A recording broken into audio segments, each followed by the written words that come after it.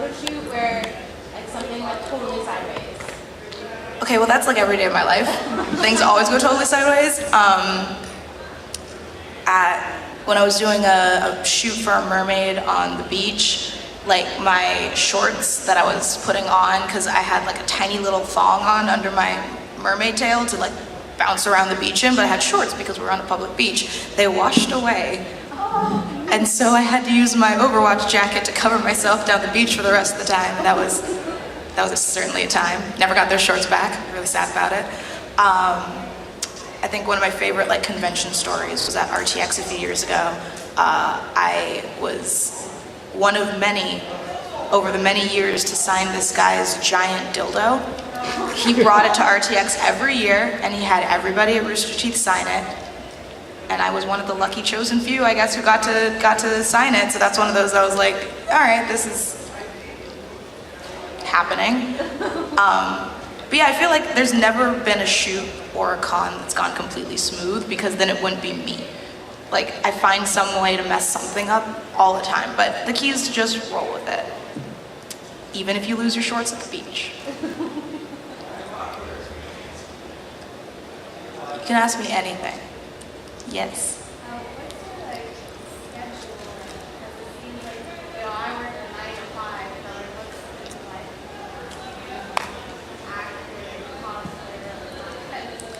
So the fun part about my schedule is that I don't have one. It's really just, when does work come across, because I'm a freelancer now. I used to have a regular 9 to 5, although at Rooster Teeth it wasn't a 9 to 5, it was like a, are you awake to when is your work done? But that was still a Monday through Friday thing. And now it's like, I know when my Patreon prints have to be shot, I know when they have to be printed, I know when I have to sign them and get them sent out. So that's my basic month schedule. Then sometimes Geek and Sundry calls me and they're like, do you want to do a thing? And I'm like, sure, this is my schedule. I'm gonna be going to San Francisco in a few weeks to go do some cool things that I can't talk about yet. Now that I work at Overwatch League, that's gonna be 4 days a week. Right now it's only 2 days a week, but that's gonna end. Then I have a little break before Overwatch League starts up again. I'm gonna be going to Thailand for 2 weeks coming up. It's like, if things come across my plate, I'll go, but then sometimes there's a month where I'm like, I think I'll sleep. And then I think I'll sleep some more. Maybe someone will call me with some work, but if not, I think I'll sleep. Maybe I'll shower today. Probably not. I think that's the best part about being a freelancer, is just like sometimes you just have those days where you're like, man, I'm gonna order Chinese food and eat it in bed, and it's great, and it's so lovely. Or Chinese food in the bath. Now that is a life hack, everybody. If you haven't had egg rolls in the bath, you're not living yet, I'm just saying. Or burritos, but they're a little bit messier. I eat a lot of food in the bathtub. That's what you learned about me today. Yes? So you do a lot of like on-air stuff. Have you ever said something like on a or any of the podcasts that you regret ever mentioning? Nope. I love and stand by everything that I say. I think maybe once on Always Open, I said like a personal piece of information that was just like, it would give too much away about my personal life. Because, you know, I like people to get to know me, but not 100% me, because that's just not safe. So I think I may have given away like a classmate's name from high school that I probably didn't want to talk about or something. And then I went back and we bleeped it, but that's really it. I try and make sure that I don't say anything I'll regret, because on the internet, it's forever. Yeah. We all know that. Yeah. I did embarrass my girlfriend once on Always Open though. Oh boy. I just talked about how cute she was. She's like, stop that. Like, never. I'll always talk about how cute she is. Yes. I love telling the story of how I met my girlfriend. So if you guys follow me on social media, you'll know one of my best friends in the entire world. Her name is Sonia. She's Soul Fire Photography. She does a lot of great Rooster Teeth photography, and she's been my best friend for years and years. She's also known Jerry for years and years and years, but we never like met for some reason. But apparently Jerry was like following me for years on Twitter and I didn't know. So one day Sonia was over at Jerry's house doing like a Mystic Messenger photo shoot for some reason, and I was super into Mystic Messenger at the time. I still am. But apparently Jerry was like talking to Sonia about how she thought I was cute, and Sonia was like, maybe you should slide into her DM, she'll probably respond. And she was like, no, I'm not going to. So Sonia took it upon herself to take pictures of Jerry as Zen, who's my favorite character, and send them to me. And I was like, who is this? Oh my goodness. And she's like, her name is Jerry, this is her Twitter, you should tweet at her sometime. And then I still, because I'm gross and romantic, I have the screenshot saved from the first tweets we tweeted to each other.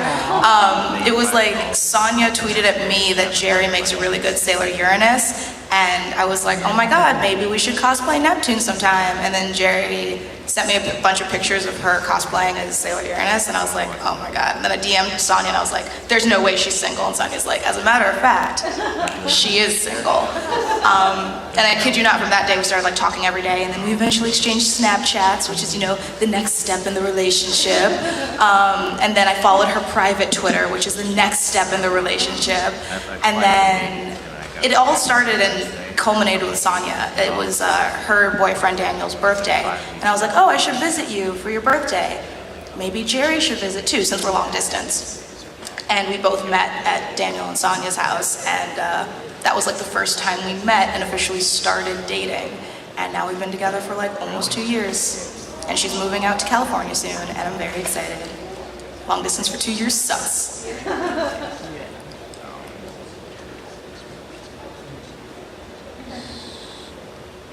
Yes? What is the cosplay you've done so far that's taken you the most time to get into and is the most annoying to wear? Oh god, that's so many. Probably the Sailor Neptune Utena crossover ball gown, just because there's so many layers to that. There's, like, the vest is super easy. I put it on and I button it up, and there's some places I have to safety pin because my body is weird. But the hoop skirt is like an underlayer skirt, then a petticoat, then another petticoat, then a hoop skirt, then a layer on top of that, and then a top layer on top of that, and then the hoop skirt has to get tied to me, which is why I have permanent scars on my waist, because I wore it too long at Katsucon. Don't do that, everybody. I put suspenders on it now so it doesn't, like, kill me. But yeah, that skirt is just the most pain to get into. Also, any bodysuits, like Spider-Gwen, because I can't use my fingers, and you can't pee without getting naked, and it sucks. But thankfully I haven't done anything awful to myself, like, and I'm going to. I want to do a full like armor build for like a League of Legends or maybe a Pokemon Gajinka or something ridiculous, and I know that that's going to be awful to get in and out of, but I think I'm dragging my feet because I want to be able to pee at conventions. That's like such a luxury, and I don't want to give it up. And I know that whenever Jessica wears her armor, she's like, I haven't peed in 4 hours. I'm like, that sucks. I don't want to do that. Also, body paint sucks. Have you guys ever done body paint for cosplays? Don't love yourself. It's awful. Yeah, all the bread is paid. It's owned by the family. I did, and then I immediately regretted it. My shower was dyed orange for a week. It was awful. A really, really, really long time ago, there aren't even photos of this, because this was back in like the dark ages of my cosplay when I was a wee bab. I cosplayed Marceline, the Vampire Queen, and I literally fully painted myself gray. I didn't know about the glove thing that everybody was doing, turning tights into gloves to save yourself. I didn't wear tights. I fully airbrushed my body gray. And my bathroom was a disaster for at least 3 weeks. I bleached it again, I bleached it again, I bleached it again. This is why I refuse to use body paint, because I'm scarred for life. I have like haunting nightmares that Mad World plays over when I think about it. It's awful. Yes? With some cosplayers, you see they like to stay in character as they're cosplaying. What is your opinion on people who like to stay in character? I think as long as you're having fun, you can stay in character as they cosplay. I mean, as long as you're not like hurting people or doing something against somebody's will, like that's all the fun. I feel like that's part of cosplay if that's what you want to be part of cosplay. I know that I love to get into character when I'm with a big group, you know, if we're all doing it together, or especially for a shoot, because it just helps you get into the mood for the shoot and it makes the photos come out better. I say this all the time. Cosplay your way. There's no harm in doing, unless you're doing harm, obviously, but do whatever you want when you cosplay. Be in character, don't be in character, buy your costume, make your costume, like, who cares? I know, like, half the word is play, just have fun. If you're having fun, whatever. Okay.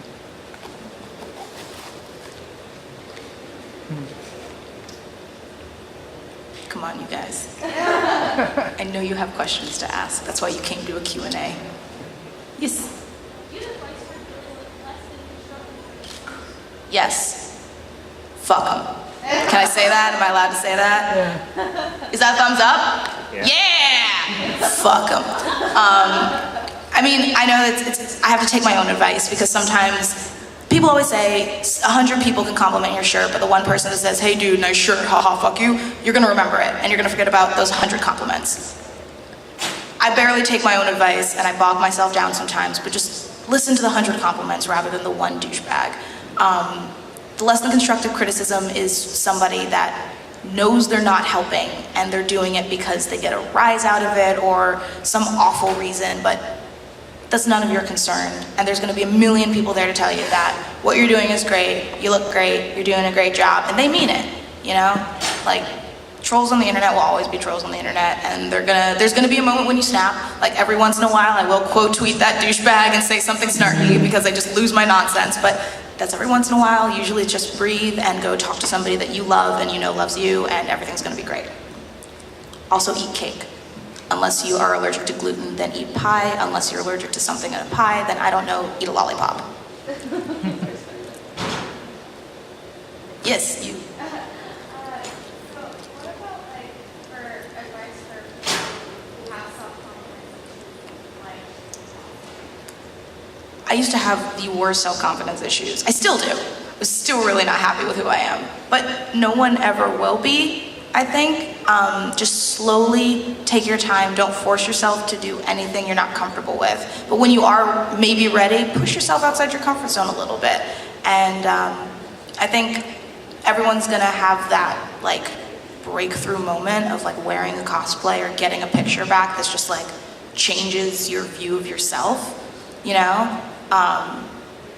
And when that happens, it's eye-opening, and it's easy to go backwards from there, but it's so much easier to just go forwards from there. So just find things that you're comfortable with to build your confidence, and then when you're really ready, just break through the glass ceiling.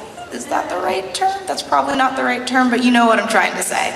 And know that no matter who you're looking at, no matter how many numbers they have on their posts or followers they have or confident they seem, everybody, and I mean everybody, has things that they don't like about themselves and things that they're really self-conscious about. So you're not alone. Yes? I'm thinking you get recognized every once in a while by fans that's out in public.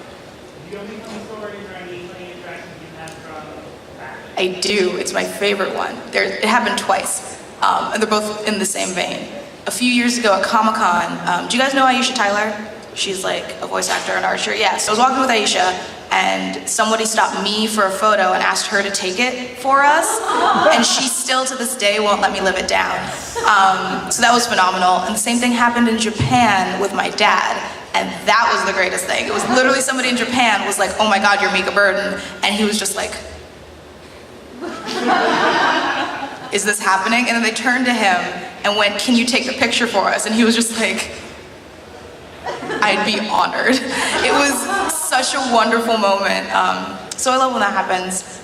I have a funny story though, is I was in Texas and I was at Victoria's Secret and I was just minding my own business, rooting through bras, and some girl got really excited and she started like crying, and I was like, no, please. And then one of the attendants was like, ma'am, are you famous? Is this girl crying because you're famous? And I'm like, this is such an awkward question. I don't know how to answer this, and I also want to take care of her, but like I don't know how to answer you, but like, can I try out this bra later, please? Like, can I put this away? There was like so many things happening at once that I didn't know what to do, and it just felt like Chris Pratt with all of the Velociraptors. I was like, everybody just wait.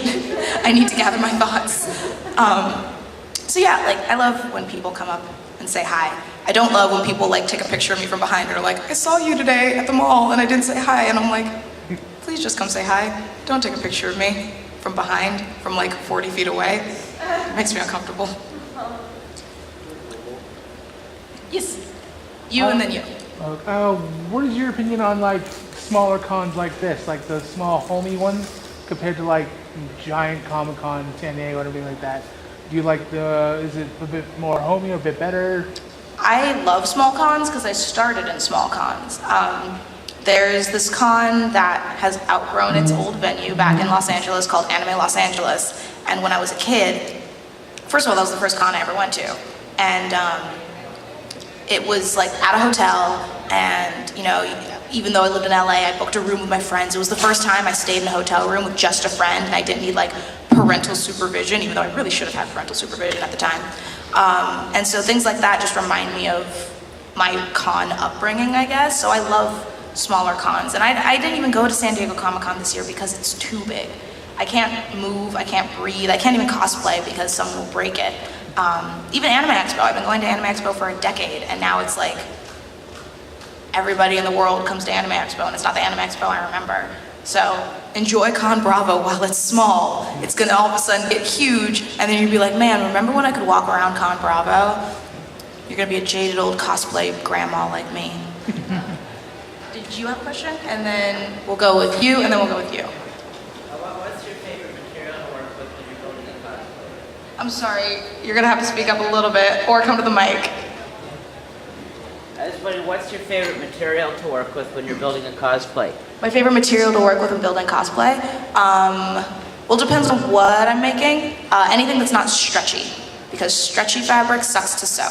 I also don't know how to work with metals or leathers, so any fabric that isn't stretchy. I also love rhinestones and hand beading things. My girlfriend thinks I'm crazy because she'll sit there and sew something for 40 years, but I love sitting down and creating a design and rhinestoning myself. Or I used to know how to, or I still know how to, but I took jewelry making classes. So I love hand beading necklaces and making little accessories. And so really the details are my favorite part to work with. I know there's not a specific material, but it's like a general thing. With you being a Rooster Teeth and helping out with the Extra Life streams, what has been your favorite moment during that? My favorite moment during an Extra Life stream? Yeah. Watching Michael get tased. And then watching him get tased a second time. That was phenomenal. Nothing can ever replace that in my memories. I still have it saved on my phone. It was great. That also rivals being completely wasted on tequila and trying to throw Gavin and almost killing him. That was quite amazing. I feel like if I tried again, I could do a better job. Actually, no, that's such a lie, I could not. But yeah, no, I feel like there's a million amazing memories from Extra Life because, oh yeah, the time I emptied an entire clip of paintballs into Michael and Gavin. Why do I always torture those two? I feel like, poor guys, I've caused them so much pain. Yeah, Extra Life is just a time for all of us to do things that we've always wanted to do with an excuse of, but it's for charity, so you can't blame us when we're stupid, which I feel like is an outlet that everybody needs. It's like the purge, but for stupidity, and it's for a good cause, so it's just a win-win-win. One of these days, somebody's gonna end up dying, I swear. Yeah. $20 on Gavin. What is the most difficult cosplay you've ever done? You know, it just kept giving you trouble all the time.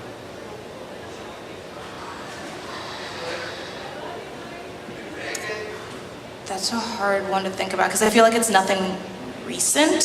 I feel like it was probably in my earlier days when I didn't When you quite, weren't as- yeah, when I wasn't quite savvy on a lot of the tricks. Because even yesterday, the yoga wig gave me a headache and my boot covers kept falling down, but I took the ponytail clip off and I put fashion tape on my thighs and my boots stayed up, you know? It's I know these tricks now on how to not have cosplay give me trouble, but I'm sure back when I was just starting out, there were plenty of issues. Oh, back when I was a wee bab, still at that con Anime Los Angeles, I cosplayed CL from Black Butler, and I guess I wasn't smart enough to lift the eye patch while I was walking around, so I kept it on.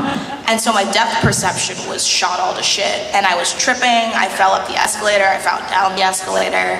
I was a hot mess and a half, but now I know if you ever have something that impairs your vision, move it to walk around. I learned.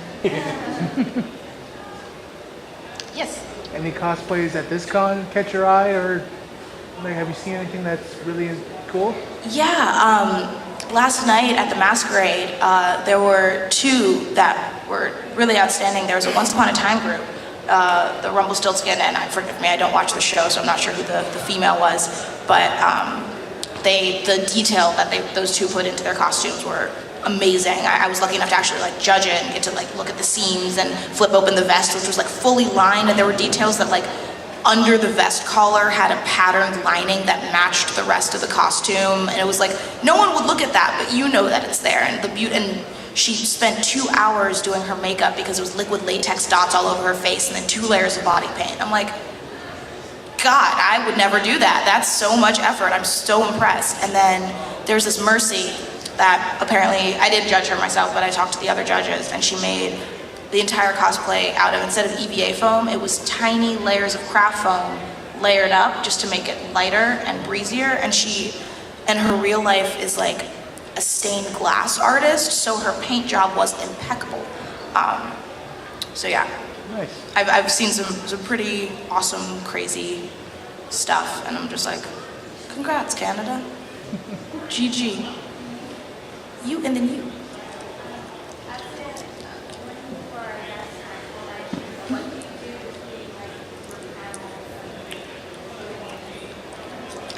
Between my panels and Q&As, I go and sell at my table.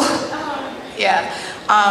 If I don't have an artist alley table, then usually I go and like try and experience the con. Because it's very rare that I get to have fun at cons. Well, I have fun, but you know what I mean. I don't get to like go to panels or go to the artist alley. I haven't bought a thing since I've been here. I haven't even gotten to see any of the other tables. So if I do have like time in my schedule that I don't really want to like try and sell prints, then I definitely experience the con. Because like I said, I've grown up going to cons. I love panels. I love artist alley. I love like the dealer's hall. I love everything about conventions. So I try and experience it if I can. This row finally has a question. Yeah, so a couple months back, I played Alucard and spent like months trying to, hyping myself up for it, coordinated actually doing stairs. I was doing Alucard, had a bit of coordination, but because of the heat, I had to abandon the cosplay after 45 minutes. Do you have kind of a similar experience to that? I do. Other than abandoning Yoko yesterday because of headache, at Anime Expo, it was 111. Which is, I don't know in Celsius, but once again, depths of hell. And I was in Breath of the Wild Zelda, so I was in a chiffon dress. And you think, that's fine, you should be okay, right? I was walking from the convention center to go get food, and all of a sudden my vision doubled and my legs stopped working, and I was like, oh, I think I'm getting heat stroke, but I couldn't say that because my mouth wasn't working, so I just like went dead weight in my girlfriend's arms, and she had to like drag me to the Smash Burger across the street and like dump water down my throat. So we ended up not continuing our day at Anime Expo. She took me back to the Airbnb and like took care of me, and then we canceled the rest of our cosplays for the weekend because it just wasn't safe. And the next cosplay we had the next day was going to be even hotter, and we were going to be in full theatrical Sailor Scouts, and it's like that would be gloves, dance tights. I think the stretch fabric ended up being like 5 layers to make it thick and theatrical. The bow was as big as me. It wasn't safe. So we just decided, yes, we've been working really hard on these, but it's not worth Mika probably going to the hospital. And I recommend that to everybody. I said it at the panel yesterday, I think. Cosplay never becomes before your health. Like, I don't care if it's 2 in the morning, the con's tomorrow, and you still have 4 hours of sewing, go to bed.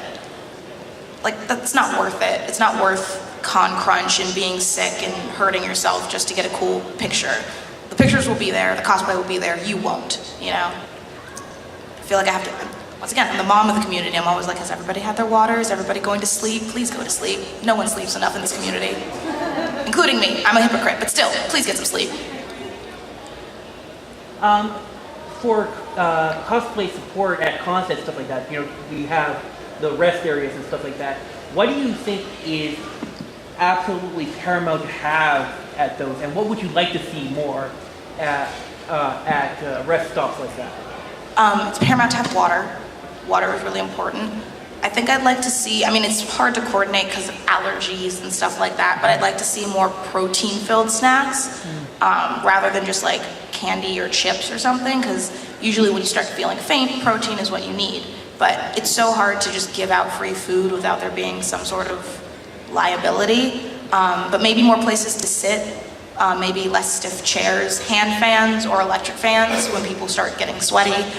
Basic needs, Advil, but once again, giving out drugs, even something as innocuous as Tylenol, can be iffy when it comes to institutions and conventions and stuff. So I think it's really hard to provide support when things could go wrong.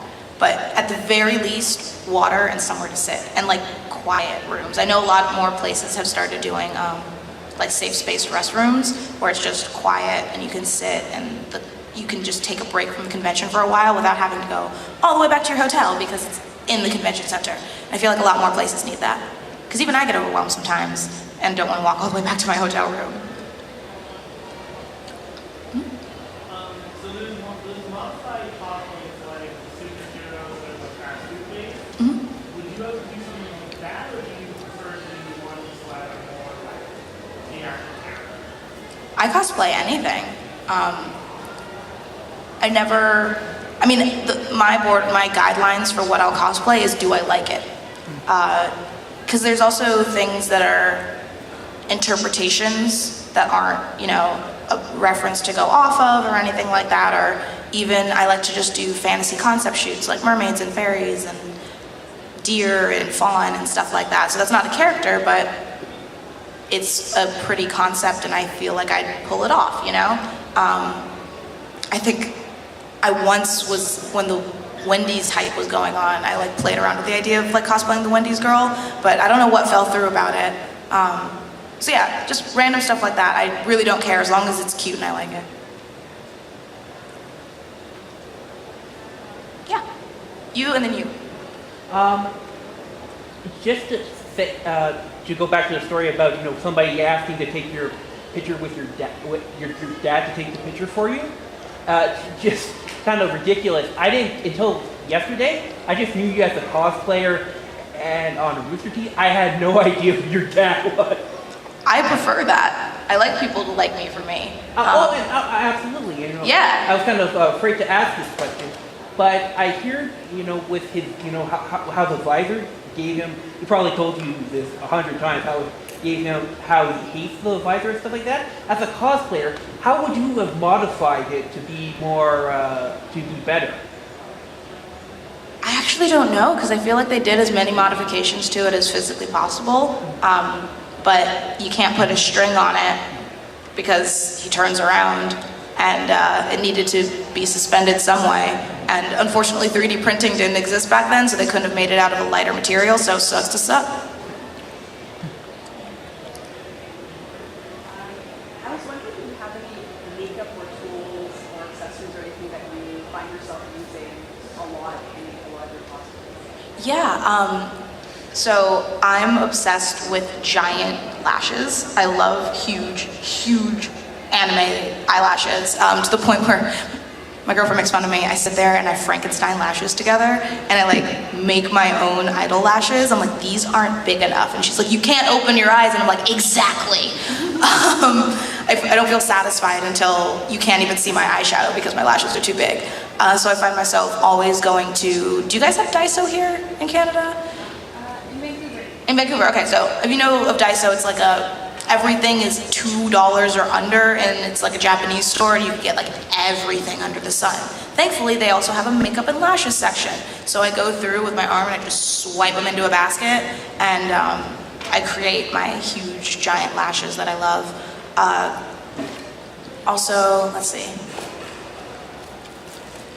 Oh, I use usually the same brand of contact because I have really dark brown eyes, and for some reason, I only cosplay characters with blue eyes. I don't know why. It's not like I do it on purpose, but like I only have like a few pairs of contacts because it's like, oh, they have blue eyes. They also have blue eyes. Guess I'll wear the same pair. And as you can see, these are super bright and they show up on my eyes, so that's nice. I don't know. A lot of my makeup that I use for cosplay is the same that I use for every day, just like toned down. So it's like I use my same NARS foundation, just a lot more of it rather than just my everyday going out makeup.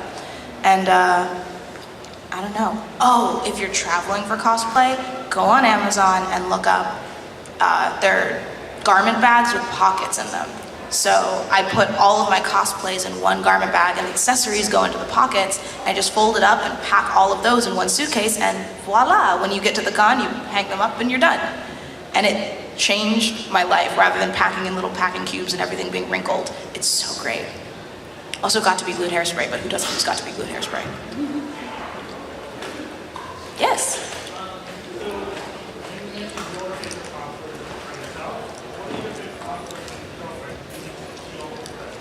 God, everything she ever wears ever. Once again, it's kind of par for the course, but I love her as Uranus. Like, she looks so good. She promised me she's gonna dye her hair blonde when we go to Japan. I'm so excited. But yeah, no, I feel like once again, it's the pairing that we met each other as. They both have a special place in our heart. We feel super comfortable as them. We kind of laugh that if you ever like read fan fiction of Neptune and Uranus, like all the stupid little tropes of them are like absolutely us to a T in our everyday lives.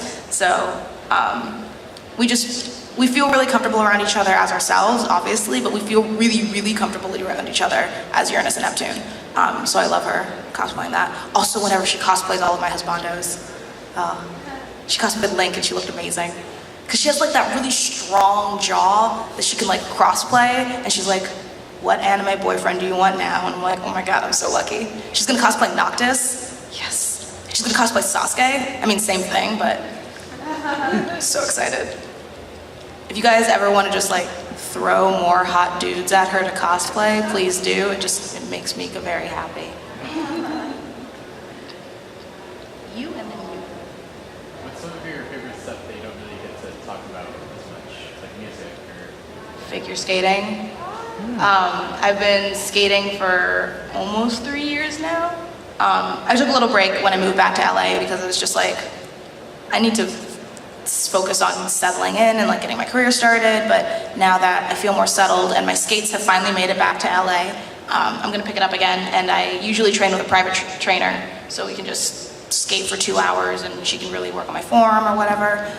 So I'm really excited to go back to figure skating because I feel so comfortable on the ice, and it's one sport that, I don't know, I just really vibe with, because I used to do competitive cheerleading, I used to fence, I used to horseback ride, I used to do archery. I was gonna go into Olympic archery, but then I was like, that seems like a lot of work. I'm not gonna continue to go to the Olympics. But figure skating is something that I've like stuck with and really enjoy.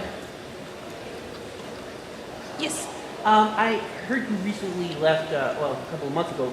You're now working at Blizzard. Congratulations, by the way. Thank you. Could you elaborate on what you do there, and what is it like working for one of the big giants? You know? So if you've ever heard of a little thing called Overwatch League, they have hosts. Oh, okay. And I am one of the hosts for Overwatch League now, which is pretty cool. And it was really intimidating coming into this big family, because I had a few friends. I have actually a handful of friends that work at Blizzard proper that like make the websites and design the games and like actually do what Blizzard creates. But I did have a few friends on the on-screen talent side of Overwatch, and I went into the arena and visited them at work, and I was like, wow, this is so cool what you do.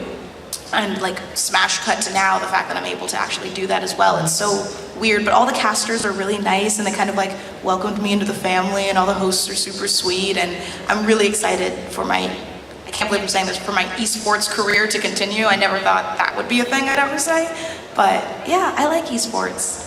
I don't like real sports, so I like esports. I can't play real sports. I'm not very coordinated, which is weird that I'm a figure skater. Huh. Yes. Yes. Everything. I was there for 2 weeks too. Okay, this is what you do. Make sure that when you go to Japan, you get a Passmo. It is your train transit card, and you can reload it at the station. There is a button that turns all of the train information into English. Make sure you know where that is. Your Passmo card will help you get on any subway in the city, and you can travel all around Tokyo. There also is like a step up for that. That's like the entire transit card. That'll get you on buses and on the bullet train, which I highly recommend taking. It's an amazing experience. Go to Kyoto and just enjoy Kyoto for a little bit. It's great. If you go to Akiba, you'll go to all the arcades. Go into the secondhand shops, because you think secondhand will be like, oh, vintage 90s. No, no, no, no, no, no. All the current anime merch is there for dirt cheap. And it's amazing. And also, if you have an unpopular favorite character, you're gonna get all your crap for so cheap, because secondhand shops are priced by what they want. So I went during the height of My Hero Academia Season 1. Bakugo stuff was locked. You literally couldn't even pick it up and put it into your basket, because everybody was like, I want my spicy boy. And I was like, listen, I do too, but I'm not gonna pay $30 for a tiny little charm. Nobody wanted Tokoyami. So I got like a whole basket full of my bird son for like $6. It was amazing. If you like anime idols, you're gonna be in heaven. I was like on a train and there was a Love Live advertisement and I started crying. Also, like, take time to walk the back streets, because Japan is so freaking safe. Like, I have never felt safer or more welcome wandering around a city at night by myself. I was just like, I'm gonna go exploring, and I felt totally fine. Because you'll find that if you're wandering around the streets of Japan, it's like, I'm 90% sure I've seen this in an anime.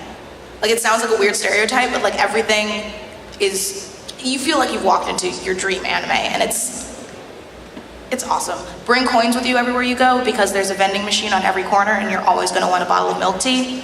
I always ran out and I was sad. Also, there's gacha machines everywhere, so if you want a rubber strap or something, there's gonna be a gacha machine right there. I could talk about Japan for like 2 hours, I'm gonna stop. But just have fun, explore, get on a train and go. I did that for an afternoon, and it was the best decision of my life, because I just got off and I was like, I have my phone, I have GPS, I can find my way home. And I found this hole-in-the-wall cold soba place, and it was like the best cold soba I've ever eaten. And I just sat there by myself and just ate lunch, and it was wonderful. Also, the malls are great. Japan. I want to go back. Yes? This is a kind of a touchy subject, and because the person, has been some controversy around it. I hear that Jessica Nigri, I know you know her, about her using, putting like negligee with characters cosplay. How do you feel about that? I said it before, and I'll say it again, cosplay your way. Who fucking cares? Cosplay is for everyone. I don't understand the sexy cosplay is ruining cosplay. It's people expressing themselves. Jessica's one of the sweetest, most hardworking, beautiful souls that I've ever met. We got into an argument, and by argument I mean one of those fake friend fights. It was on my birthday at Anime Expo, and she's like, I'd fucking kill somebody for you. And I'm like, I'd fucking kill somebody for you. And she's like, I love you. And I'm like, I love you. And it's like, that's the kind of person she is. She's like a diehard, loyal, lovely human being. And she's a beautiful girl.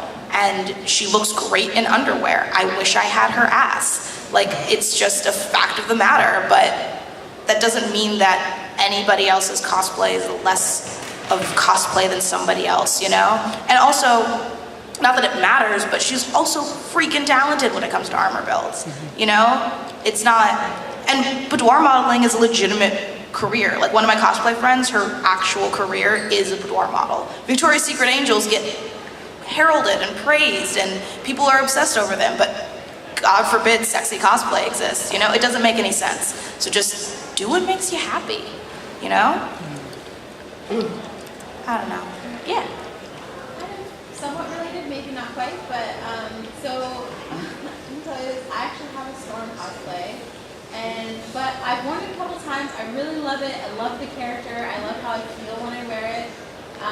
But I've always kind of had this little voice in the back of my head saying, like, maybe I shouldn't, because I'm not of the same background, ethnicity-wise, and do you have any thoughts on that? But also, I don't know, recommendations for ways that I can be sensitive to cosplaying someone from a different culture. Just don't blackface. I feel like it's the only way around it. I mean, I always found myself conflicted about this question, because I never gatekeeping is a shitty thing. Never do it. I'll never do it. Do I wish that were more balance of characters of color so I don't feel like I'm pigeonholed into 5 characters? Yeah. You know, that doesn't mean don't cosplay the character of color if you're not. Like, cosplay is for everyone. I just feel like we also need to work hard to make it a balance so it's not like I can cosplay Storm, everyone from Black Panther, 2 characters in Fate, Tiana, you know? It's like I don't want that to be my only repertoire of characters, which is why I tend to stray away from that and cosplay everyone else under the sun, because cosplay's for everyone, it doesn't matter. We're all nerds dressing up like anime characters, who cares? I don't know, it's just, I feel like everybody's taking something that was so fun so freaking seriously, and I say this is my career, like it's part of my job, and I'm like, have fun. It's not, like, why do something you don't enjoy, or that makes you sad, or that makes you angry, or makes people hurt, you know?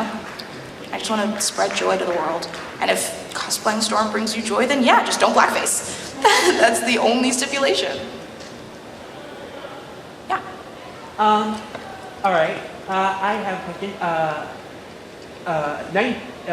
1990s Sailor Moon or Sailor Moon Crystal? What do you like about or don't like about either?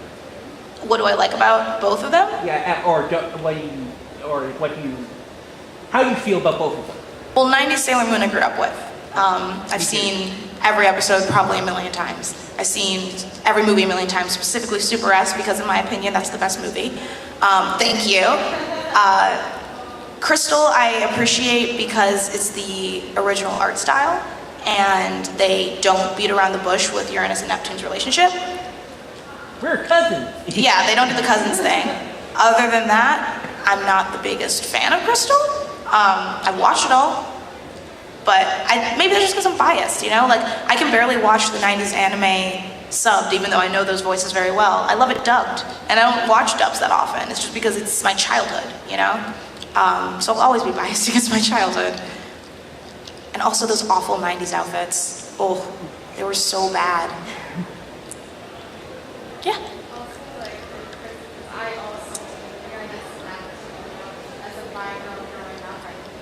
Although I got confused with the cousins thing. I think we all got confused with the cousins thing, yeah. This is so romantic of the cousins, but then later it's, oh, they're not. But they are one of my activities. And one of the things I noticed in Crystal, which Crystal is supposed to be more with the manga, right, that was originally written. But I swear I feel like Uranus is hitting on Sailor Moon more than Neptune. I'm like, why are you neglecting your girlfriend? Stop looking at the main character. That's true, and she does flirt with Usagi a lot in the manga, but like, yeah, she's a flirt. But Neptune pulls her ear, and she's like, stop that. Stop being a flirt. I mean, even Jerry does it when she's in cosplay and she knows she's hot, and she gets these little fangirls that take pictures with her, and she'll like flip her hair and run her hand through it. I'm like, would you stop that? Would you stop trying to show off? I know that you think you're hot, and you know that you're hot, and I know that you're hot, but shut up. Just stop it. So, I get where she's coming from. That's why I'm like, I'll give Haruka a pass because I live with a Haruka.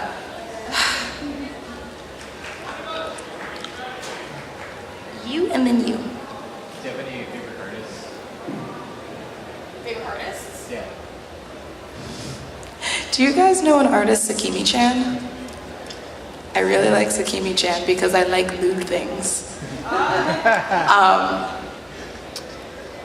God, there's so many artists I love. Honestly, if you go through like who I'm following on Twitter, like half of them are artists because I love art, and I love fan art, and I love people expressing themselves. One of my friends is here selling Star Exorcist, or she goes by Star Pirate now. Star, she's like A1 in the booths. She has like a bunch of chibi stickers, and her stickers are great. And she has like all of Overwatch, all of Sailor Moon, like some Vocaloid stuff. Stickers are good, but yeah, I love artists, but I especially love Sakimi-chan because it's just like, oh man, would I love to see one of my favorite Overwatch guys in like a lace thong? Sakimi-chan drew it.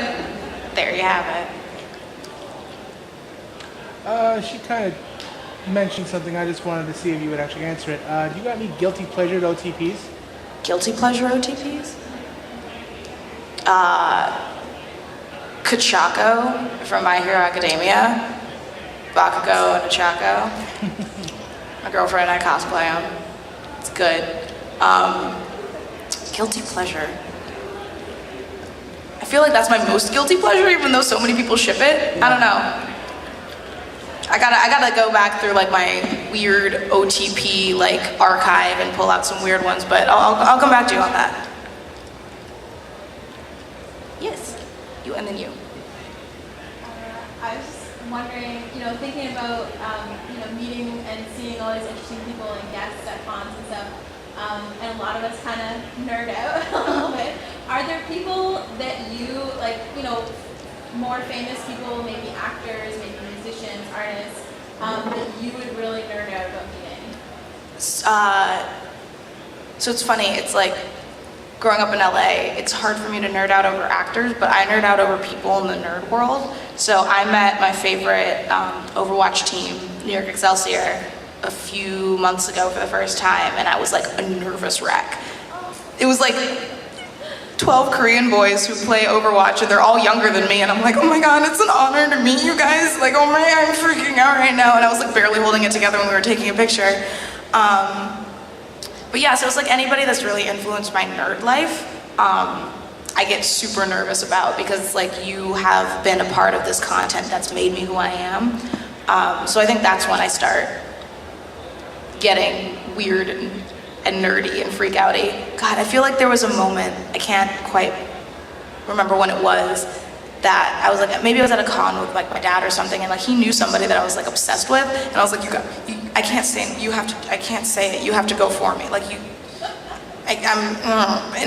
but yeah, so if they're nerds, I love them. This is kind of a cliche question. Where do you see cosplaying in 10 years? Where do I see cosplay in 10 years? Yeah. I see it growing even more, which is just obscene thinking about it 10 years ago. I feel like it's going to become more mainstream, and not in a bad way. I don't think the bubble's going to pop, if you will. I just feel like there's going to be better opportunities for cosplayers. If you think about, I had this conversation with another one of my friends who guests as a cosplayer. If you think about 10 years ago, it was just starting.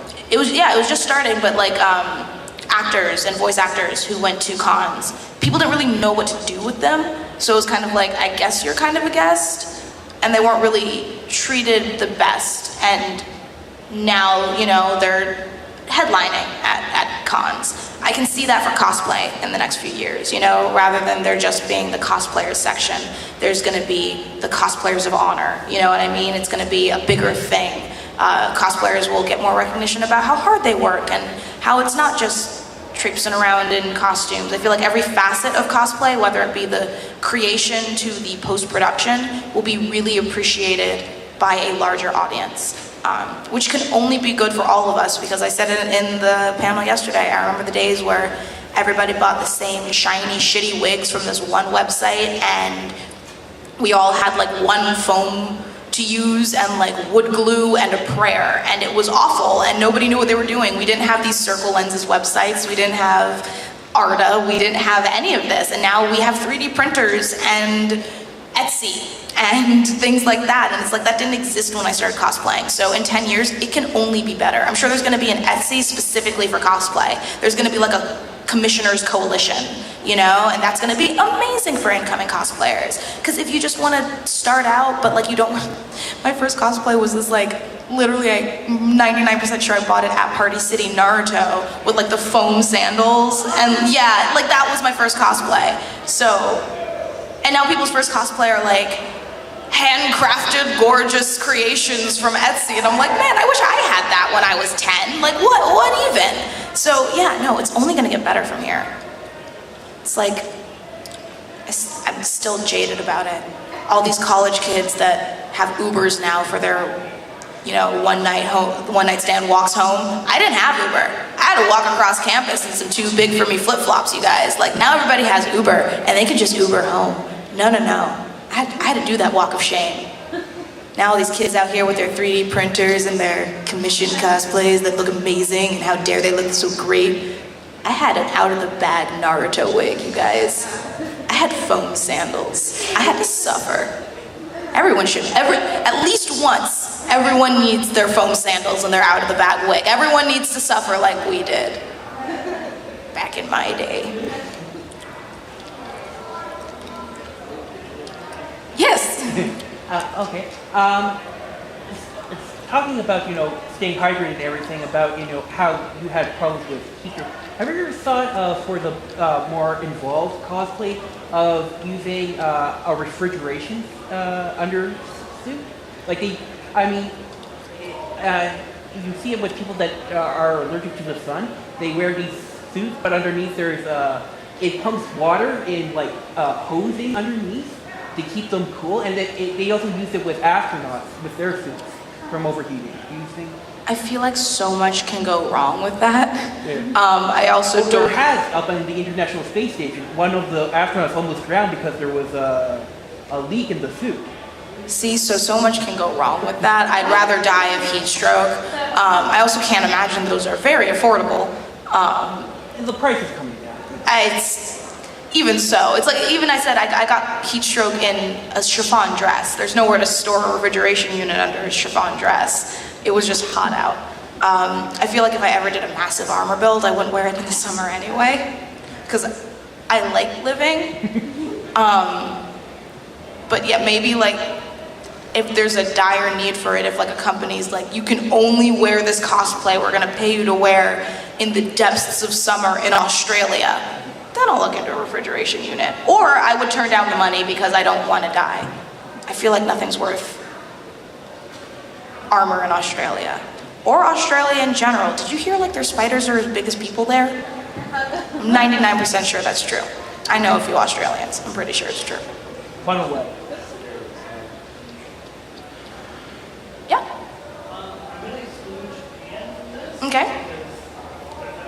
But what are the countries that gone to that you really like the culture and just like walking around and being I loved Thailand, which is why I'm really excited to go back.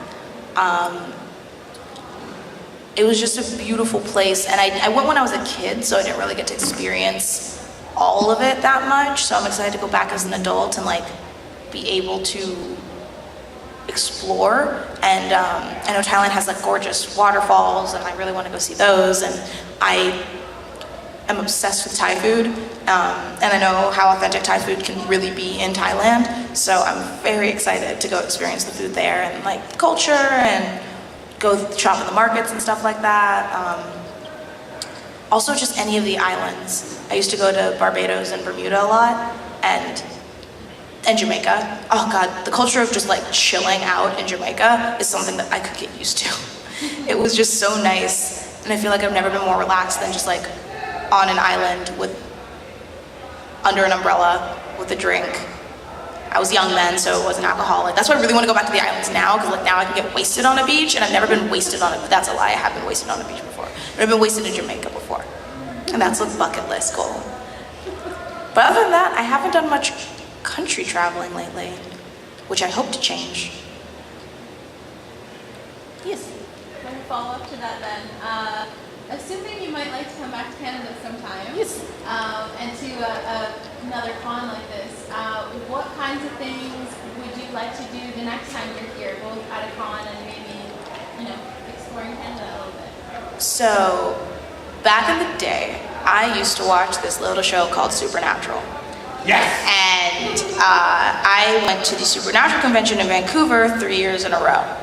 And my favorite part about going there is I went a week early to go with my best friend and just explore Vancouver. And the cities, and just Canada itself, is just so nice and green. And as we were driving in, you were talking about like the waterfalls and like that everything looks so green. I just like to explore. I also love aquariums. So if you guys have a good aquarium around here, like I'm in. Ripley's Aquarium in Toronto. So I want to go to the aquarium in Toronto. So I just want to like get to know, because I know Vancouver very well because of as many years as I've gone there. I don't know Toronto or Hamilton at all. So that's what I want to do. I just want to look at the nature and look at your aquariums. I've never had poutine in Canada, so I'd like to do that once. I want to fight a moose. I don't know if those are easy to come by. I know they'll probably kill me, but 1v1 me, Moose, I swear to God. I can tell you where to get a good poutine. Just go to Whitney's Diner. Smokes is way better than Smokes.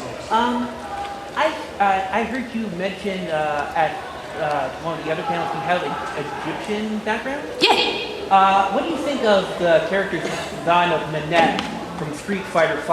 And do you think you'll be cosplaying her anytime soon? Manat's actually on my cosplay list, all of her outfits, because she's so phenomenal, and I love the way that she walks. Good luck with the mummy cosplay. I already know how to do that, so I'm very excited. It's literally, I stand there and go, Jerry, rap me. So I'm excited to do that. But yeah, no, a lot of the cosplays that I really want to do are Egyptian girl cosplays. Like, that's why I really love my Farrah cosplay. I'm going to be doing Nidocris from Fate. I want to do a lot more Yu-Gi-Oh cosplays. Like, there's these Gravekeepers that this new art just came out, and like one of the girls was just like, oh my god, that design is so up my alley. But yeah, it's really fun when people get to bring their own culture into their cosplays, and luckily a culture that I come from is super cool and mystic. And lots of characters are based off of like the stereotypical mysticism of Egyptian culture, so I'm like, thanks guys for giving me a lot of stuff to do. But specifically, if you guys know Nidocris from Fate, she has like the Anubis ears, and she has like an Egyptian staff, and she's super clumsy and trips all the time, and I'm like, oh my god, that's me.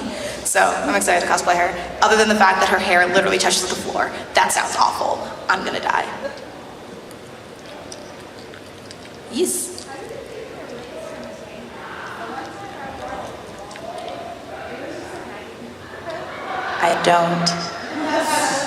I don't keep my wigs from tangling. My 02 wig is a mess underneath. Yeah, don't shame me. No, my wigs are actual nightmares underneath, but once again, girlfriend coming to the rescue. She has this magical detangling solution that she won't tell me what's in it. I'm afraid to ask now that she's like adamantly won't tell me what's in it.